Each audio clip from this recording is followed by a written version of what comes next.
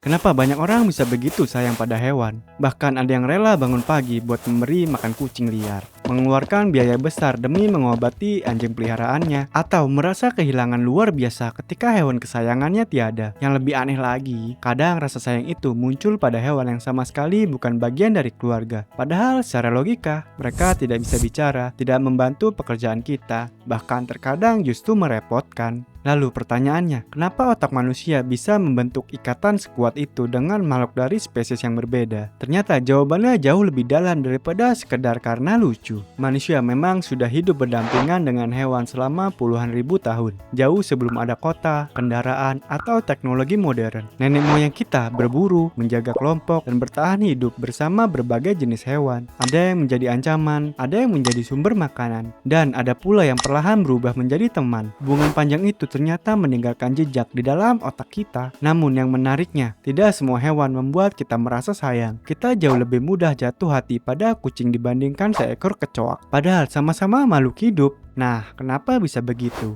Pada tahun 1943, ahli perilaku hewan Konrad Lorenz memperkenalkan konsep yang dikenal sebagai baby schema. Ini menemukan bahwa otak manusia memiliki respon alami terhadap ciri-ciri bayi, seperti mata besar, kepala yang relatif bulat, pipi cabi, dan tubuh kecil. Ciri-ciri itu secara otomatis mengaktifkan dorongan untuk melindungi dan merawat. Yang mengejutkan, banyak hewan yang memiliki karakteristik yang mirip. Anak anjing, anak panda, kelinci, hingga anak beruang memiliki proporsi wajah yang menyerupai bayi manusia. Otak kita seringkali tidak benar-benar membedakan asal spesies, yang dikenal justru pola wajahnya. Makanya, saat melihat anak kucing menatap dengan mata bulatnya, otak langsung memberi sinyal. Makhluk ini perlu dijaga. Lucunya, banyak perusahaan animasi juga memanfaatkan efek ini. Karakter hewan dalam film sering dibuat dengan mata yang lebih besar, wajah lebih bulat, dan ekspresi lebih lembut agar penonton lebih mudah menyukai mereka. Tapi kalau hanya soal wajah lucu, kenapa rasa sayang itu bisa berkembang menjadi hubungan yang sangat kuat?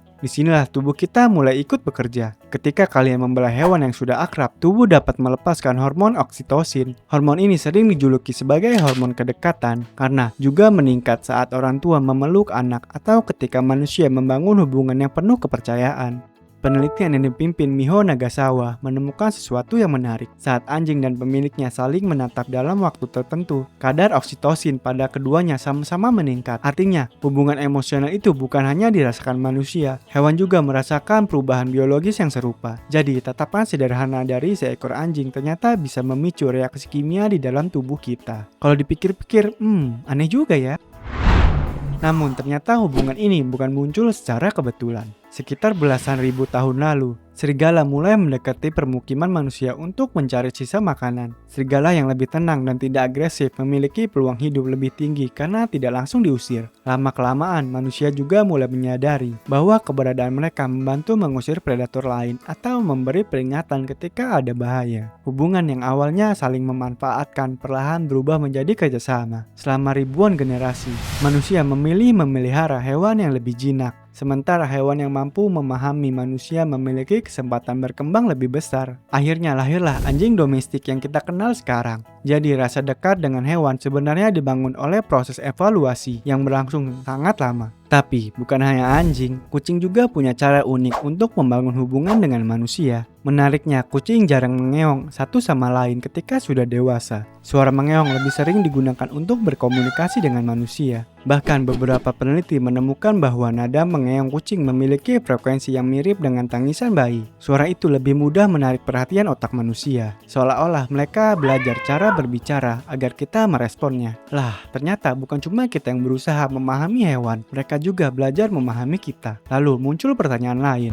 Kenapa sebagian orang bahkan merasa lebih nyaman bercerita kepada hewan dibanding kepada manusia? Jawabannya berkaitan dengan cara otak memandang penilaian sosial. Saat berbicara dengan manusia, kita seringkali khawatir akan dihakimi, dikritik, atau disalahpahami. Namun, hewan tidak memberikan penilaian seperti itu. Mereka hanya hadir. Kehadiran tanpa menghakimi inilah yang membuat banyak orang merasa lebih tenang. Karena itulah terapi berbentuk hewan mulai digunakan di berbagai tempat untuk membantu mengurangi stres, cemasan, bahkan rasa kesepian pada sebagian orang. Hanya dengan membelai seekor anjing atau duduk bersama seekor kucing, detak jantung beberapa orang bisa menjadi lebih stabil dan tubuh merasa lebih rileks. Namun masih ada satu hal yang mungkin paling mengejutkan. Rasa sayang kita kepada hewan ternyata sering dipengaruhi oleh kemampuan otak untuk memberi mereka sifat manusia.